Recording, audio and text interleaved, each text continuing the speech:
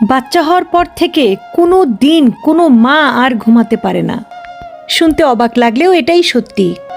যেই দিন যেই মোমেন্টে বাচ্চাটা পেটের মধ্যে আসে তারপর থেকে কবরে যাওয়া পর্যন্ত ওই মা কোনোদিন আর 8 ঘন্টা ঘুমাতে পারে না।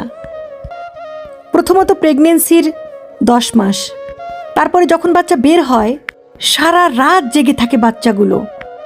এরকম করে কাটে 5 থেকে 6 বছর। তারপরে বাচ্চাটা এসে দাঁড়ায় মাঝখানে দুইজনের, এবং এই মাঝের সময়টাতেও লাথিবে, একটু পরে খাবে, ওয়াশরুমে যাবে, নানান কিছু।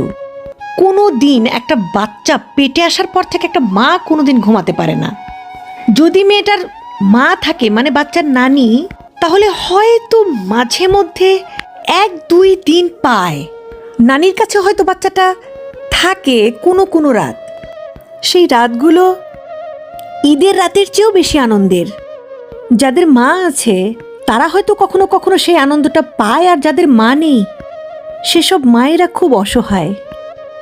এটা কোনো পুরুষ কোনো দিন বুঝবে না যে নির্ঘুম রাত কাটানো বছরের পর বছর কত বড় নির্যাতনের নাম। একটা পুরুষকে জাস্ট 1 মাস, অনলি 1 মাস নির্ঘুম কাটাতে বলেন, দেখবেন পাগল হয়ে রাস্তায় রাস্তায় ঘুরতেছে।